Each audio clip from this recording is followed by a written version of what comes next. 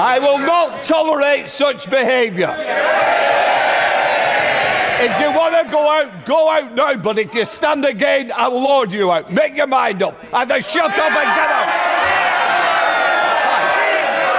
वज़ीर आज़म ने बादशाह चार्ल्स के बारे में इतनी चौंका देने वाली बात कह दी कि उनकी अपनी काबीना उन्हें हटाने की मंसूबा बंदी कर रही है, और जो कुछ उसके बाद हुआ वो 300 साला बरतानवी तारीख का खात्मा कर सकता है।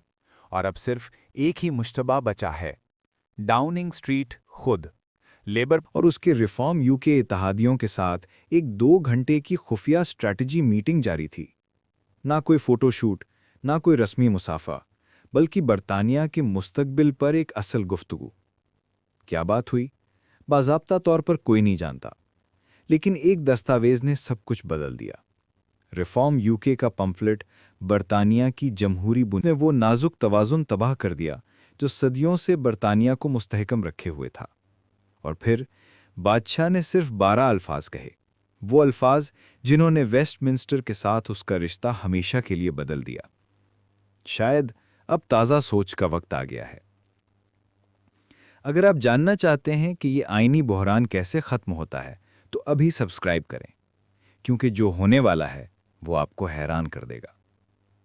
ये मीटिंग खुफिया रहनी चाहिए थी। शाही ज़ाब्ता यही तकाजा करता है। ताज कभी फरीक नहीं बनता, कभी सियासत में नहीं पड़ता और कभी बदनामी का खतरा मोल नहीं लेता। लेकिन 48 घंटे के अंदर अंदर हर बड़ा कभी भी इस स्कैंडल का खतरा मोल न लो। मगर सिर्फ 48 घंटों में बरतानिया के हर बड़े अखबार में ये खबर छप चुकी थी। The times, BBC, the guardian, हत्ता के डेली मेल तक किसी ने खबर लीक की थी। लेकिन कौन? रिफॉर्म यूके को राजदारी चाहिए थी, सुर्खियाँ नहीं। महल के मुलाजमीन कभी ताज के साथ गद्दारी नहीं करेंगे, इसलिए एक ही मुश्तबा बचता है, डाउनिंग स्ट्रीट। लेबर पार्टी के अंदरूनी हलके जो शाही मुदाखलत से नाराज़ थे, शायद ये खबर इसलिए लीक कर गए कि बादशाह को शर्मिंदा किया जा सके। अगर ये उनका मंसूबा था तो वो बुरी तरह उल्टा पड़ गया, क्योंकि जब वज़ीर आज़म केयर स्टारमर टॉमसन, एक 68 साला रिटायर्ड उस्ताद जो लिवरपूल से ताल्लुक़ रखता है, ने एक कांपती हुई टिकटॉक वीडियो रिकॉर्ड की। He's forgotten his place. Gasps filled the room. Ministers froze. Some later admitted it was the most shocking thing they'd ever heard from a British Prime Minister, but Starmer wasn't finished. 300 years of constitutional nonsense, old men in fancy clothes playing dress up. This is 2025, not 1725. If he wants a fight, he's got one. With those words, Starmer didn't just confront the king, he declared war on the monarchy itself. Every Prime Minister knows the unwritten rule. The Crown is untouchable, above politics, beyond attack until now. And the moment Starmer crossed that line, Britain changed forever. Within hours, the story detonated across social media. Twitter, TikTok, Facebook, every platform erupted. Hashtags like hashtag defend the crown and hashtag Starmer. The Republicans shot to #1 globally. Memes flooded the internet faster than Labour could issue denials. Starmer photoshopped as Oliver Cromwell, the man who executed a king. Starmer ripping up the Union Jack. Starmer in medieval stocks with the caption, "This is what happens when you forget tradition." It wasn't politics anymore. It was public execution by ridicule. But here's the twist. It wasn't just Conservatives attacking him. Lifelong Labour voters, the backbone of the party, were horrified. Margaret Thompson, a 68-year-old retired teacher from Liverpool, recorded a shaky TikTok that went viral. "We survived Thatcher, we survived Blair, but I can't survive a Labour leader who spits on the crown." That clip hit 2.3 million views in 24 hours. The polls confirmed the nightmare. A YouGov survey showed 73% of Britons said Starmer went too far. Labour's approval rating collapsed from 42% to 28% in a single day. In Labour strongholds, Liverpool, Manchester, Newcastle, support cratered by double digits. Nearly half of Labour's own supporters admitted they were reconsidering their loyalty. This wasn't bad optics. This was political suicide in real time. Inside Labour headquarters, Panic turned to rebellion. MPs huddled in WhatsApp groups with names like Damage Control that quickly became coup headquarters. The question wasn't if they'd move against Starmer, it was when. Transport Secretary Louise Haigh was the first to break. She walked out after what insiders described as a ferocious shouting match with the Prime Minister. Her resignation letter, leaked before it even reached Starmer's desk, was devastating. I cannot support a leader who shows open contempt for the constitutional monarchy and the millions of Britons who cherish it. Within hours, 2 more junior ministers followed. Each resignation was another dagger in Starmer's back.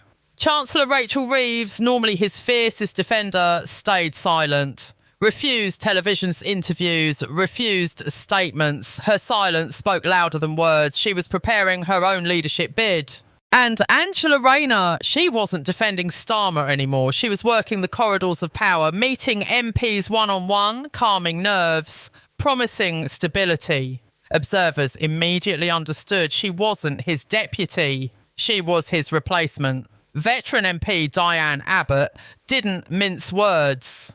In 40 years in this party, I've never seen a leader self-destruct like this. The cabinet was fracturing. The party was in free fall.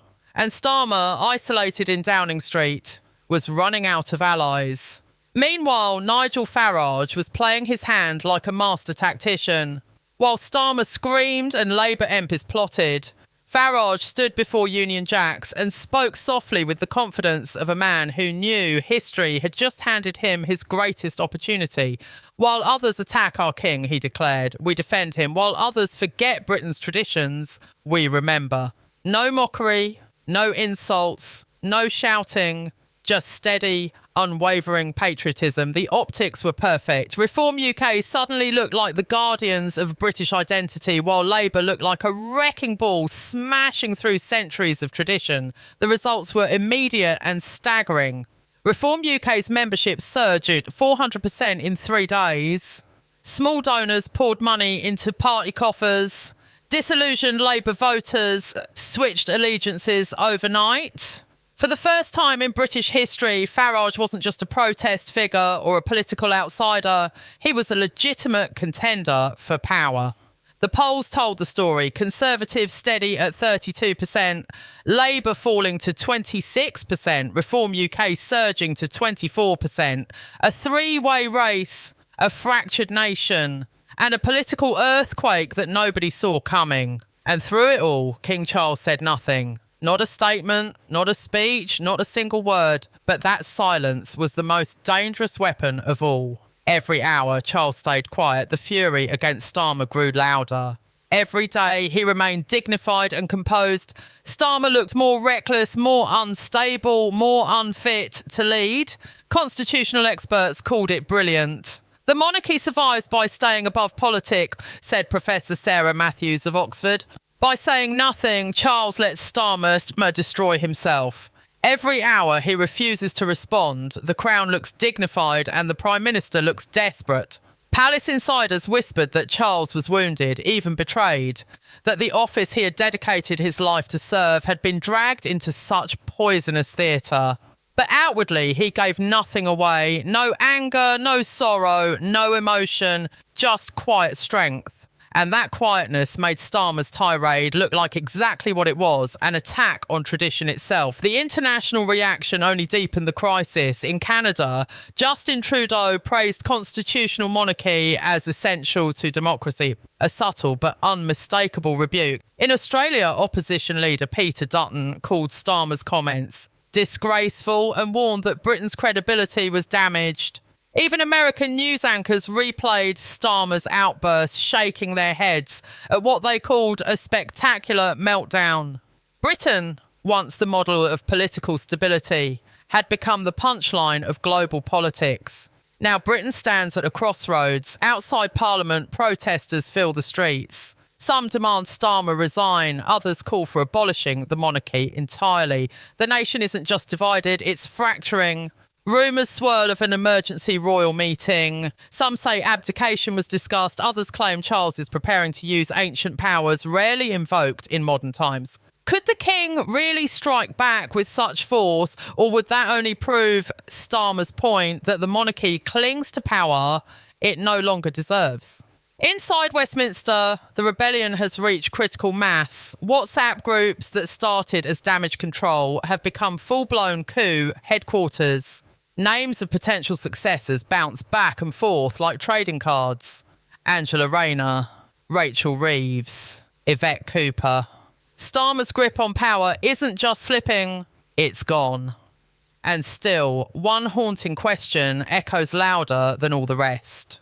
When a prime minister declares war on his king, who survives? So here's what I want to know. Does Starmer survive this, or is his career finished? Does Charles strike back, or does silence win the war? And could Nigel Farage actually become Prime Minister of Britain? Drop your answer in the comments below. And if you want to see how this constitutional crisis ends, hit that subscribe button because this story is far from over. The next chapter could change Britain forever.